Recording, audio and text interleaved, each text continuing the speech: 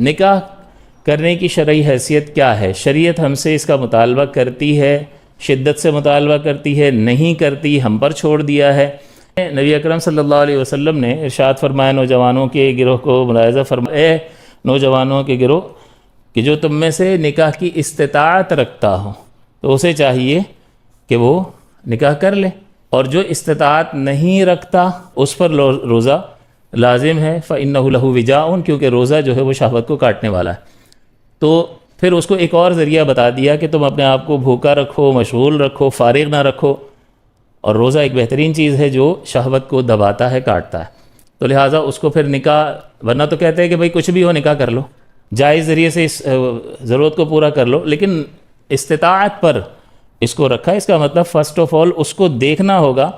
کہ وہ ایلیجبل ہے یا نہیں ہے، اس میں استطاعت ہے یا نہیں ہے۔ اب استطاعت دو طرح کی ہے،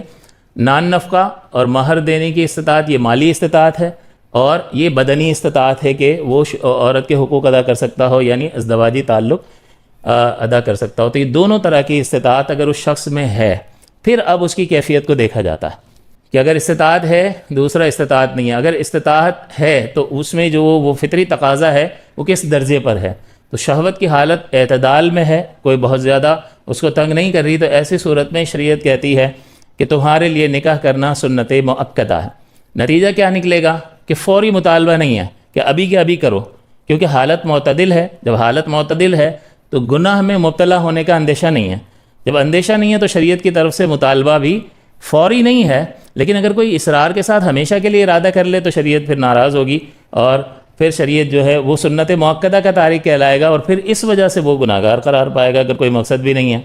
بعض لوگوں نے خاص مقصد کی بنا پر، جیسے بعض علماء بھی ایسے ہوتے ہیں کہ جن کی مصروفیت علمی اتنی ہوتی ہے اور ان کو لگتا ہے کہ میں جتنا زیادہ کام کر کے چلا جاؤں،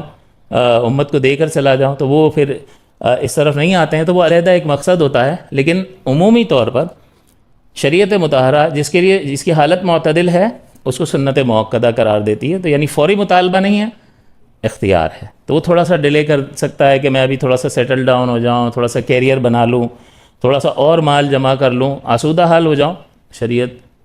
اس کو روکتی نہیں ہے، کیونکہ وہ گناہ میں مبتلا ہونے کا اندیشہ نہیں ہے۔ ہاں گناہ کا اندیشہ ہوگا تو پھر شریعت کا حکم شدت کے ساتھ آئے گا، جیسا کہ دوسری مثال میں۔ تو دوسری صورت جو ہے استطاعت ہے، نان نفقے یعنی مالی استطاعت بھی ہے اور بدنی استطاعت بھی ہے، اور شہوت کی حالت جو ہے زیادہ ہے، شدید ہے،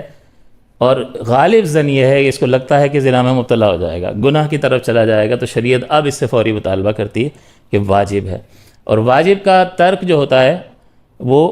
گناہ صغیرہ ہوتا ہے، لیکن اس میں اصرار کرنا اور اس کو طول دینا جو ہے، یہاں پہ طول دینے کی بات ہوگی۔ ایک واجب اگر جیسے ترک کرتے ہیں تو اصرار پر وہ کبیرہ بنتا ہے، جیسے مثال کے طور پر کسی نے وطر چھوڑ دیا، ایک بار چھوڑا، دو بار چھوڑا، روزانہ وطر آ رہا ہے نا، اسی طرح قربانی بار بار آ رہی ہے تو بار بار چھوڑ رہا ہے، تو وہاں اصرار پایا جا رہا ہے۔ لیکن یہاں پر جو ہے وہ عرصے سے اصرار پایا جائے گا کہ یہ وضد ہے کہ یہ حالت ہے اور ابھی مبتلا ہوا کہ ابھی مبتلا ہوا اور یہ کر نہیں رہا، تو لہٰذا شریعت اس سے مطالبہ کرتی ہے کہ نکاح کرو، اس پر واجب ہے، اور واجب کو پورا نہ کرنا یہ گناہ صغیرہ ہوتا ہے، اور پھر ذرا زیادہ ابتلا یعنی زیادہ اس کو لمبا کرے گا تو پھر یہ صغیرہ کبیرہ میں بھی بدل سکتا ہے۔ تیسری صورت جو ہے استطاعت، نہ مالی استطاعت بھی ہے اور بدنی استطاعت بھی ہے،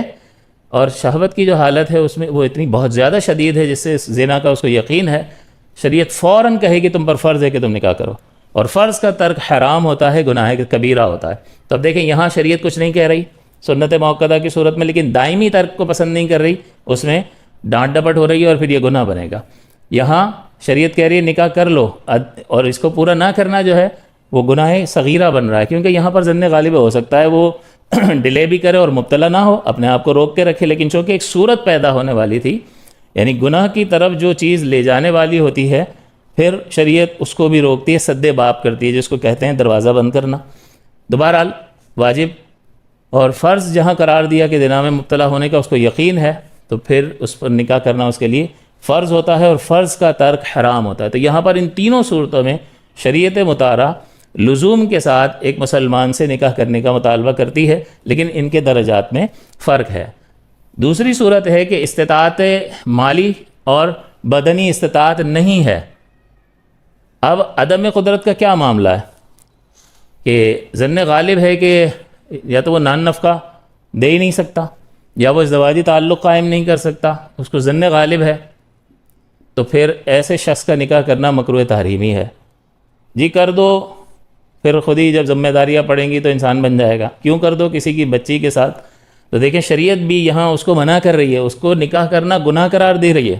ہو سکتا ہے ازدواجی تعلق پر قدرت ہو، یہ والا اس کے پاس استطاعت نہ ہو، کوئی نکما قسم کا ہو، نشہ کرتا ہو، یا کام کرنے کا عادی نہ ہو، دوسروں کے مال پہ اس کی نگاہ ہو، جیسے عموماً لڑکی کے پیسے پہ نگاہ ہوتی ہے، کوئی پیسے والا گھرانہ مل جائے، پیسے والے سسرال والے مل جائیں تو اس گدھے کو بھی پالتے رہیں۔ تو اس طرح کے گدھے بھی ہوتے ہیں کہ جو دوسروں کے پیسوں پر نظر رکھتے ہیں، حالانکہ یہ مرد تو وہی ہے کہ جو اپنے زور بازو پر اپنے گھر والوں کا بوجھ اٹھائے۔ تو بہرحال نان نفقے پر قدرت نہیں ہے، دیکھیں شریعت اس کو روک رہی ہے کہ تمہاری چاہے جتنی بھی شدت ہو، تم پہلے اپنے آپ کو قابل کرو اور اس کے بعد، ورنہ ایسے کسی کی زندگی تباہ نہیں کی جا سکتی کہ اس کو وابستہ بھی کر لیا، سارے زندگی کے رشتے جڑ گئے، اب وہ سر پکڑ کے بیٹھی ہوئی ہے اور پریشان ہو رہی ہے، تو لہٰذا مکروہ تحریمی۔ تیسرا، اس میں دوسری صورت ہوتی ہے کہ استطاعت بھی نہیں ہے اور عدم قدرت کا یقین ہے کہ میں کر ہی نہیں سکتا، تو یہ جیسے نامرد ہونا، یا اس کو پتہ ہے کہ وہ کما ہی نہیں سکتا ہے، یا کمانے کے اس میں گٹس ہی نہیں ہیں، یا وہ کوشش ہی نہیں کرتا، بالکل نکما ہے، یقین ہے، تو اس کے لیے نکاح کرنا حرام ہوگا۔ تو یہ 5 صورتیں ہیں، ان 2 صورتوں میں شریعت منع کر رہی ہے، اور ان 3 صورتوں میں مختلف قسم کے درجات کے ساتھ شریعت مطہرہ مطالبہ کر رہی ہے، یہاں مطالبہ کر رہی ہے اور یہاں منع کر رہی ہے۔ وجہ